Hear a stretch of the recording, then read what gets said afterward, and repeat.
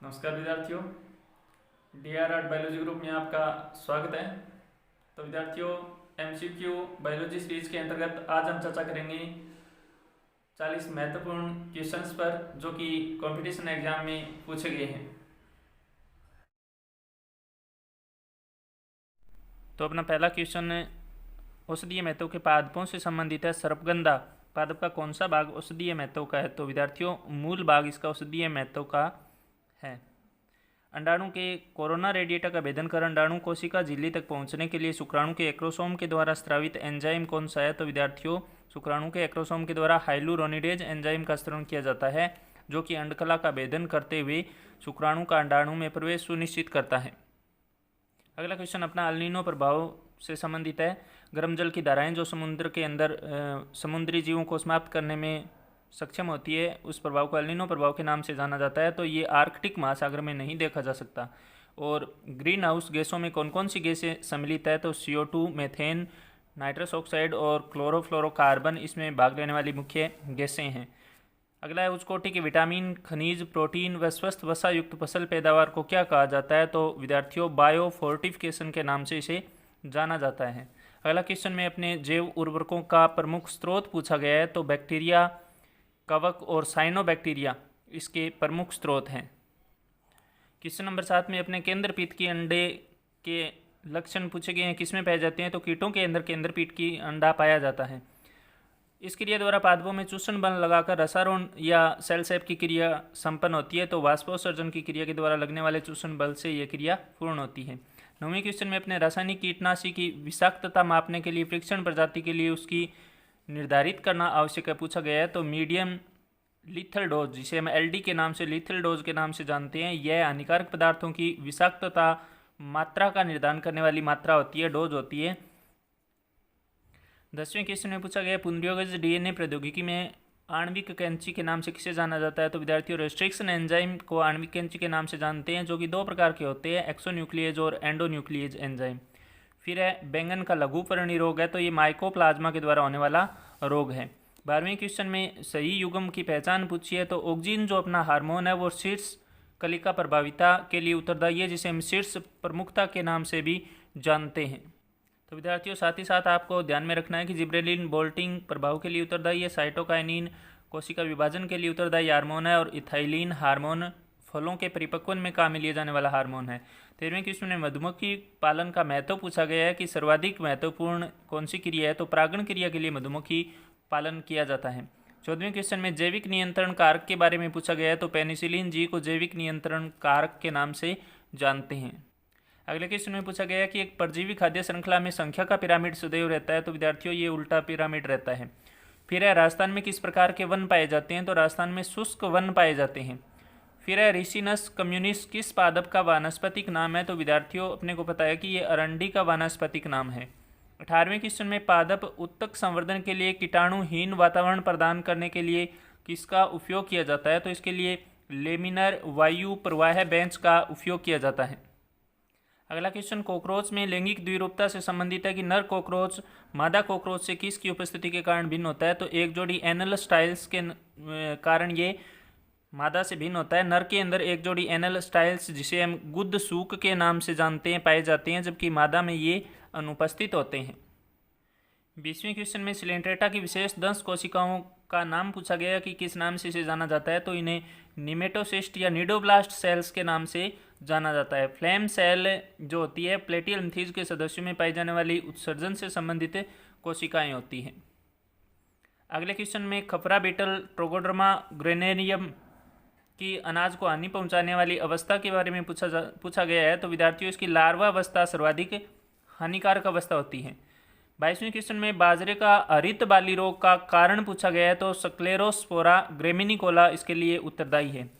23वें question में केंचुए में टिफ्लोसोल किस खंड के पश्चात विस्तारित होती है पूछा गया है? तो ये 26वें खंड के बाद इसका विस्तार होता है।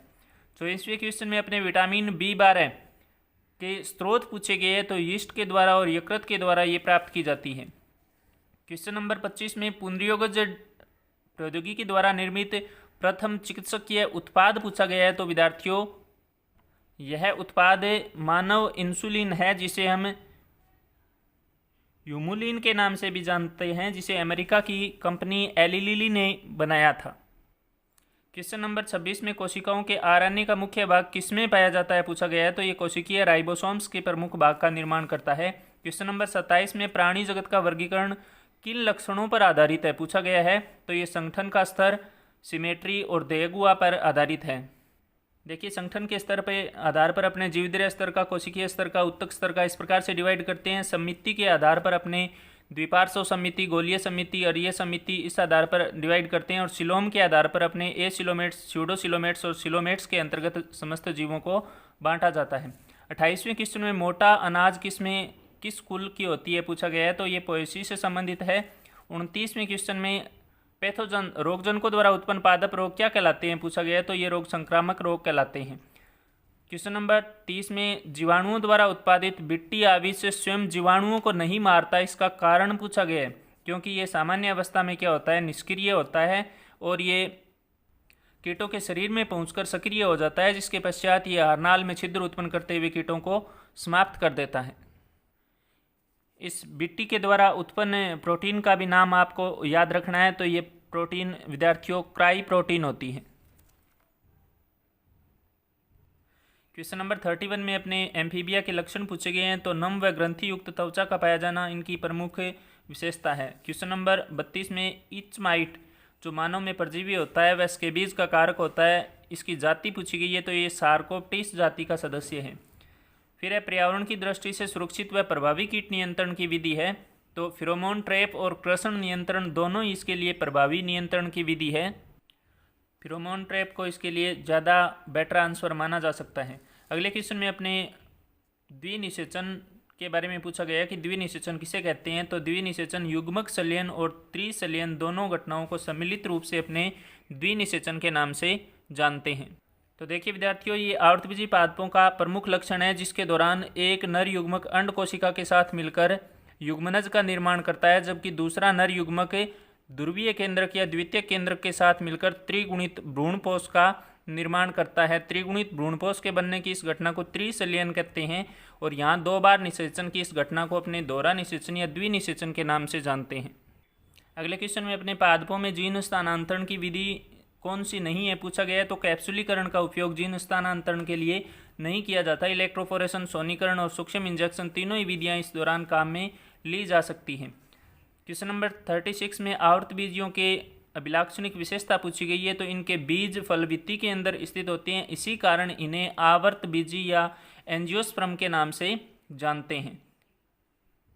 क्वेश्चन नंबर 37 में ऑटोमोबाइल निकास में उत्सर्जित विषैली गैसों को कम करने वाले कारक का या यंत्र का नाम पूछा गया, तो कैटालिटिक कन्वर्टर के नाम से इसे जानते हैं। रक्त स्कंदन की प्रक्रिया में कौन सा खनिज आयन सहायक होता है, तो विद्यार्थियों कैल्शियम आयन की उपस्थिति में रक्त का स्कंदन होता है। और अगर विटामिन पूछ ली जाए तो विटामिन के की उपस्थिति इसके लिए आवश्यक होती है। क्वेश्चन नंबर 39 में नर जनन तंत्र में नर लिंग हार्मोन के स्रवण का नियंत्रण किसके द्वारा किया जाता है, ये पूछा गया है, तो ये नियंत्रण किया जाता है ल्यूटिनाइजिंग हार्मोन के द्वारा, जिसे हम एलएच के नाम से भी जानते हैं। तो देखिए विद्यार्थियों, हाइपोथैलेमस के द्वारा जीएनआरएच का स्रवण किया जाता है। ये जीएनआरएच पीयूष ग्रंथि को एक्साइटेड करता है, जिसके कारण पीयूष ग्रंथि एफएसएच और एलएच का स्रवण करती है। एफएसएच शुक्राणु निर्माण की क्रिया को प्रेरित करता है, जबकि एलएच लेडिक कोशिकाओं के द्वारा टेस्टोस्टेरोन स्रवण को प्रेरित करता है। अगले क्वेश्चन में जेंथोमोनास कैम्पेस्ट्रिस किस रोग का कारण बनता है, ये पूछा गया है, तो ये सिट्रस कैंकर रोग के लिए उत्तरदायी होता है। तो विद्यार्थियों, अगला जो अपना पेपर है वो 2018 जेट एग्जाम से संबंधित है। तो 2018 में जेट एग्जाम जो हुआ था, इसका पहला क्वेश्चन था राष्ट्रीय वानस्पतिक शोध संस्थान कहाँ स्थित है, तो ये लखनऊ में स्थित है। अगला क्वेश्चन था विटामिन के की आवश्यकता होती है रक्त स्कंदन के लिए, प्रोथ्रोम्बिन का निर्माण विटामिन के की उपस्थिति में होता है। तीसरे क्वेश्चन में फेफड़ों का गैस का अधिकतम विनिमय पूछा गया किस विधि के द्वारा होता है, तो ये सामान्य विसरण विधि के द्वारा होता है। और ज्वारीय आयतन का मान पूछा जाता है इसके लिए, तो अपना 500 ml ज्वारीय आयतन का मान रहेगा। अगले क्वेश्चन में अपने एट्रोपा बेलाडोना के कुल का नाम पूछा गया, तो सोलेनेसी का सदस्य है ये। 5वें क्वेश्चन में विद्यार्थियों स्टार्च या कार्बोहाइड्रेट का संचय करने वाले वर्णक अवर्णीय लवक का नाम पूछा गया, तो इसे हम एमाइलोप्लास्ट के नाम से जानते हैं। यहाँ ध्यान रखना आप, एलियोप्लास्ट में एल से संबंधित है, जिसमें लिपिड का संचय किया जाता है। एल्यूरोप्लास्ट में प्रोटीन का संचय किया जाता है। और पादपों को लगातार लंबे समय तक अंधेरे में रखने पर उनमें एटियोप्लास्ट का निर्माण होता है और इन आवरणीय लवकों को सम्मिलित रूप से अपने ल्यूकोप्लास्ट के नाम से जानते हैं। अगले क्वेश्चन में अपने यकृत कर्मी पर परपोषी के एंजाइम का प्रभाव नहीं होता, इसके लिए उत्तरदायी कारण पूछा गया है। तो इसके शरीर पर क्यूटिकल या अधिचर्म का आवरण पाया जाता है, जिसके कारण जो एंजाइम है वो इसके शरीर पर प्रभाव नहीं दिखा पाते। सातवें क्वेश्चन में कॉकरोच में अंड कवच का निर्माण कौन सी ग्रंथि करती है पूछा गया है। तो संग्राहक ग्रंथि के द्वारा इसका निर्माण किया जाता है। क्वेश्चन नंबर 8 में वाष्पोत्सर्जन की दर का मापन करने वाले उपकरण का नाम पूछा गया है। तो गेनोंग पोटोमीटर के द्वारा इसका मापन किया जाता है। क्वेश्चन नंबर 9 में C4 साइकिल का प्रथम स्थायी उत्पाद पूछा गया है। तो ये है ऑक्जेलो एसिटिक एसिड, और अगर C3 साइकिल का पूछ लिया जाए तो PGA इसका प्रथम स्थायी उत्पाद होता है। तो यहाँ ऑक्जेलो एसिटिक एसिड में 4 कार्बन परमाणु होने के कारण इसे C4 साइकिल के नाम से जाना जाता है। फिर अपने खपरा भृंग का वैज्ञानिक नाम पूछा गया है। तो ट्रोगोड्रमा ग्रेनेरियम इसका वैज्ञानिक नाम है। क्वेश्चन नंबर 11 में डीएनए का सूत्र जो आरएनए निर्माण के लिए टेम्पलेट रज्जु का कार्य करता है पर क्षारक AGC TT CGA क्रम है, तो mRNA पर क्षारक का अनुक्रम क्या होगा। तो यहाँ विद्यार्थियों ध्यान देने वाली बात यह है कि A के साथ U का संयोजन होगा, G के साथ C का, C के साथ G का, T के साथ A का, फिर T के साथ A का, C के साथ G का, G के साथ C का और A के साथ U का संयोजन होगा। यहाँ अपने को mRNA का क्रम पूछा गया है, तो यहाँ यूरेसिल आता है थाइमीन के स्थान पर, तो ये आपको ध्यान में रखना है। अगला क्वेश्चन अपना राइबोसोम उपिकाइयों से संबंधित है। तो बड़ा ही महत्वपूर्ण क्वेश्चन है। राइबोसोम अपने को पता है कि 2 प्रकार के होते हैं, 70S और 80S। 70S को अपने 30S और 50S 2 भागों में बांटते हैं और 80S को अपने 40S और 60S 2 भागों में बांटते हैं। तो 30S का जो rRNA होता है वो अपने 16S rRNA प्रकार का होता है, जबकि 40S का 18S rRNA प्रकार का होता है। 50S के अंदर 23S और 5S rRNA भाग लेते हैं, जबकि 60S के अंदर 28S 5.8S और 5S rRNA भाग लेते हैं। तो यहाँ अपने से पूछा गया है कि 70S राइबोसोम की उप इकाइयाँ कौन सी है। तो अपना आंसर क्या आ जाएगा, 30S और 50S। क्वेश्चन नंबर 13 में अपने केंचुए में टिफ्लोसोल या आंतरवलन का कार्य पूछा गया है। तो यह अवशोषण के लिए आंतर उपकला के तल को बढ़ा देती है। क्वेश्चन नंबर 14 में प्राणी के निर्माण के समय प्राणियों के बड़े समूह के सामान्य लक्षण पहले प्रकट होते हैं और विशिष्ट लक्षण बाद में प्रकट होते हैं। यह नियम बेयर का नियम कहलाता है।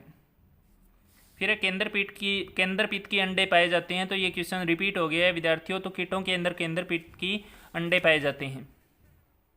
ऐसी क्रिया जिसमें एक जाति को लाभ होता है और दूसरी जाति को न लाभ होता है और न हानि होती है, इसे हम कमेंशियलिज्म या सहभोजिता के नाम से जानते हैं। मवेशियों के आसपास बगुले का भोजन करना, जहाँ पर मवेशियाँ चराई करती है उसके आसपास के स्थल पर जो कीट निकलते हैं उनका सेवन बगुले करते हैं। तो यहाँ बगुलों को तो लाभ होता है, लेकिन मवेशियों को न लाभ होता है और न ही बगुलों से हानि होती है।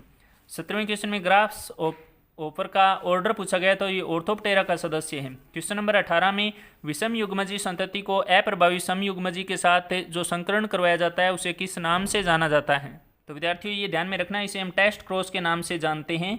ये प्रोसीजर रहती है। कई बार ये इस प्रकार से क्वेश्चन भी दे देता है कि टेस्ट क्रॉस के अंदर किस प्रकार का क्रॉस करवाया जाता है। तो ये F1PD है और ये क्या है, समयुग्मजी अप्रभावी जनक है।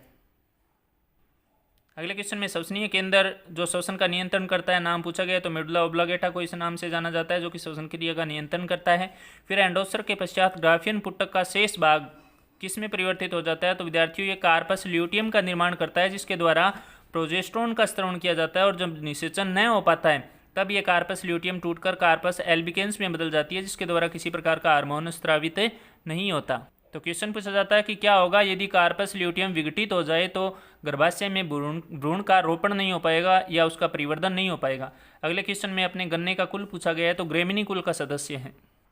अगले क्वेश्चन में अपने सेल साइकिल की किस प्रावस्था के दौरान आरएनए व प्रोटीन का संश्लेषण होता है पूछा गया है। तो विद्यार्थियों ध्यान रखना, G1 तथा G2 प्रावस्था के दौरान आरएनए और प्रोटीन का संश्लेषण होता है, जबकि S प्रावस्था के दौरान डीएनए का संश्लेषण होता है। और इसका क्रम भी पूछा जाता है, G1 S और G2 और इसके बाद आता है इसका क्रम M। तो ये आपका सेल डिवीज़न का महत्वपूर्ण टॉपिक है जो कि इंटरफेज या अंतरावस्था के प्रमुख चरण है। अगला क्वेश्चन फसल किस्मों से संबंधित है। तो गोभी में तंबाकू मोजेक वायरस से नहीं पाया जाता, सरसों में श्वेत कीट पाया जाता है, गेहूं में पर्ण व धारी कीट रोग पाया जाता है, लोबिया में जीवाणु है, अंगमारी रोग पाया जाता है। अगले क्वेश्चन में भारत में हरित क्रांति के दौरान जया तथा रत्ना किस्मों को विकसित किया गया, जो कि किसकी प्रमुख किस्में हैं। तो धान या चावल की ये प्रमुख किस्में हैं। रसारोहण का संसर्जन, तनाव या बाष्पोत्सर्जन खिंचाव मॉडल किसने दिया। तो ये डिक्सन तथा जोली ने प्रतिपादित किया। नई कोशिकाओं का निर्माण पूर्ववर्ती कोशिकाओं से होता है। तो ये अपने सेल थ्योरी का कोशिका सिद्धांत का प्रमुख बिंदु है, जिसका प्रतिपादन रुडोल्फ विर्चो ने किया। फिर है पादप कोशिका भित्ति की मध्य पटलिका। तो ये कैल्शियम मैग्नीशियम पैक्टेट के द्वारा बनी होती है। भारत में पर्यावरण संरक्षण अधिनियम कब लागू हुआ। तो 1986 1986 में ये लागू हुआ। अगले क्वेश्चन में अपने इंसिटू कंजर्वेशन के बारे में पूछा गया कि इंसिटू कंजर्वेशन के अंदर किसको शामिल नहीं किया गया है। तो ध्यान रखना, जो जीवों का संरक्षण होता है वो दो प्रकार का होता है, इन सिटू और एक्स सिटू कंजर्वेशन। आपको इस प्रकार से दिमाग के अंदर रखना है कि इन सिटू अगर जीव को उनके मूल आवास के अंदर रखते हुए संरक्षण प्रदान किया जाए तो उसे हम इन सिटू के नाम से जानते हैं, जबकि जीवों को अगर किसी दूसरे स्थान पर स्थानांतरित करते हुए संरक्षण दिया जाए तो उसे हम एक्स सिटू कंजर्वेशन के नाम से जानते हैं। तो अपने जो राष्ट्रीय पार्क है, राष्ट्रीय उद्यान है, या फिर वन्यजीव अभयारण्य है, या हॉटस्पॉट स्थल है, या फिर जैव संरक्षित क्षेत्र है, तो ये सारे के सारे इन सिटू कंजर्वेशन के अंतर्गत आते हैं। जबकि चिड़ियाघर है, जीन बैंक हो गया, ब्लड बैंक हो गया, उत्तक संवर्धन बैंक हो गया, तो ये सारे के सारे एक्स सिटू कंजर्वेशन के अंतर्गत आते हैं। अगले क्वेश्चन में अपने अफीम का वानस्पतिक नाम पूछा गया। तो पेपेवर सोमनीफेरम इसका वानस्पतिक नाम है। क्वेश्चन नंबर 31 में कर्मिक पोषण स्तर पर अविषाक्तता की सांद्रता में वृद्धि का तात्पर्य है, अर्थात जीवों के अंदर जो अन्य अपघटनीय पदार्थ होते हैं उनकी मात्रा विषाक्तता लगातार बढ़ती चली जाती है। इस घटना को क्या कहते हैं। तो इसे हम बायोमैग्निफिकेशन या जैव आवर्धन के नाम से जानते हैं। अगले क्वेश्चन में पूछा गया कि किसी फसल में पाए जाने वाले सभी जीनों के विविध एलील का समस्त संग्रहण, जिसमें पादप या बीज का संग्रहण हो सकता है, कहलाता है। तो इसे हम जर्म प्लाज्म के नाम से जानते हैं। और जीनोम, ध्यान रखना विद्यार्थियों, एक जीव के अंदर उपस्थित अगुणित गुणसूत्रों के समस्त समुच्चयों को अपने जीनोम के नाम से जानते हैं। हर्बेरियम पादप भागों के संग्रहण के अंदर काम में ली जाने वाली एक प्रकार की विधि है। अगला क्वेश्चन अपना ग्लाइकोलाइसिस साइकिल से संबंधित है। अंतिम उत्पाद पूछा गया है। तो पायरुविक एसिड इसका अंतिम उत्पाद है। यहाँ ध्यान रखना विद्यार्थियों की ग्लाइकोलाइसिस की क्रिया कोशिका द्रव्य में संपन्न होती है और इसमें एक ग्लूकोज अणु के विघटन से पायरुविक अम्ल के 2 अणुओं का निर्माण होता है तथा शुद्ध रूप से अपने एनर्जी पूछ ली जाए तो 2 एटीपी अणुओं का शुद्ध लाभ होता है। अगले क्वेश्चन में अपने फल के परिपक्वन के लिए उत्तरदायी हार्मोन का नाम पूछा गया। तो ये इथाइलिन हार्मोन है। वर्तमान में इसके स्थान पर इथेफोन पदार्थ का उपयोग किया जाता है। तो इस हार्मोन के प्रभाव से पादपों के अंदर फलों में रेस्पिरेशन रेट या श्वसन दर का मान बढ़ जाता है, जिसके कारण वो आसानी से पक जाते हैं। क्वेश्चन नंबर 35 में पूछा गया कि ठंडी जलवायु वाले स्तनधारियों के कान और पाद आमतौर पर छोटे होते हैं ताकि उष्मा हानि न्यूनतम हो। यह नियम क्या कहलाता है। तो इसे हम एलन के नियम के नाम से जानते हैं। क्वेश्चन नंबर 36 में रासायनिक पदार्थ फर्टिलाइजन किस पर पाया जाता है पूछा गया है। तो विद्यार्थियों ध्यान रखना, जो फर्टिलाइजन है ये परिपक्व अंडाणु के द्वारा स्त्रावित किया जाता है, जबकि एंटी फर्टिलाइजन शुक्राणु के द्वारा स्त्रावित किया जाता है। और कई बार इनकी प्रकृति पूछ ली जाती है। तो फर्टिलाइजन जो होता है वो ग्लाइकोप्रोटीन प्रकृति का होता है, जबकि एंटी फर्टिलाइजन होता है वो लिपोप्रोटीन प्रकृति का होता है। तो ये निषेचन के दौरान अंडाणु और शुक्राणुओं का परस्पर संयुग्मन करने के लिए फर्टिलाइजन एंटी फर्टिलाइजन सिद्धांत हेतु उत्तरदायी प्रमुख रसायन होते हैं। अगला क्वेश्चन में आईपीएम इंटीग्रेटेड पेस्ट मैनेजमेंट का प्रमुख उद्देश्य पूछा गया है। तो विद्यार्थियों, कीट नियंत्रण की ऐसी विधि जिसके दौरान नाशक कीट संख्या को इकोनॉमिक स्तर से कम करना शामिल है, इसे हम आईपीएम के नाम से जानते हैं। इसकी फुल फॉर्म भी पूछ ली जाती है और इसका प्रमुख उद्देश्य भी पूछ लिया जाता है। तो प्रकृति के अंदर पाए जाने वाले समस्त कीटों को उनकी संख्या बिल्कुल कम होने पर ही समाप्त करना आईपीएम नहीं है। एक निश्चित लेवल के पश्चात अगर कीटों की संख्या पहुंच जाए तब उन्हें नष्ट करने की क्रिया आईपीएम है। ये इसका प्रमुख उद्देश्य है। अमीबा में संकुचनशील रसदानी का कार्य प्रासरण नियमन करना और स्वच्छ जलीय अमीबा के अंदर ये पाई जाती है। समुद्री जल में यदि इस अमीबा को छोड़ दिया जाए तो ये संकुचनशील रसदानी विलुप्त हो जाती है, और अगर आसुत जल के अंदर अमीबा को छोड़ दिया जाए तो संकुचनशील रसदानी की क्रिया प्रभावित होती है। अगले क्वेश्चन में अपने पारिस्थितिकी तंत्र में ऊर्जा पिरामिड के बारे में पूछा गया है। तो अपने को पता है कि पारिस्थितिकी तंत्र में ऊर्जा का पिरामिड हमेशा सीधा होता है, खड़ी अवस्था में होता है। एक बड़े वृक्ष पर जीवों की संख्या का पिरामिड उल्टा होता है और एक तालाब में जैव भार पिरामिड भी उल्टा होता है, ये आप ध्यान में रखना। क्रोमोसोम या गुणसूत्र नाम किसने दिया? तो क्रोमोसोम नाम का प्रतिपादन वाल्डेयर नाम के वैज्ञानिक ने किया। तो विद्यार्थियों, ये थे अपने 80 क्वेश्चंस जिनका आज हमने अध्ययन किया। अगर आपको वीडियो पसंद आया, जानकारी ज्ञानवर्धक लगी, तो आप कमेंट बॉक्स में आकर सुझाव दीजिए। हम आपके सुझावों पर गौर करते हुए आगामी वीडियो आपके लिए और ज़्यादा हेल्पफुल बनाने का प्रयत्न करेंगे। तो विद्यार्थियों, ये ऑब्जेक्टिव टाइप के जो क्वेश्चन होते हैं हर एक कॉम्पिटिशन एग्जाम के लिए आपके लिए महत्वपूर्ण होते हैं। तो ये मत समझना कि केवल जेट एग्जाम से संबंधित ये क्वेश्चंस है। आपके नीट एग्जाम के या फिर ICAR के, BHU के या फिर किसी भी साइंस की तैयारी करने वाले विद्यार्थी के लिए जो कॉम्पिटिशन एग्जाम की तैयारी कर रहा है या फिर बोर्ड एग्जाम की तैयारी कर रहा है, उस विद्यार्थी के लिए इन प्रश्नों की, इन क्वेश्चंस की जानकारी होना आवश्यक है। धन्यवाद विद्यार्थियों।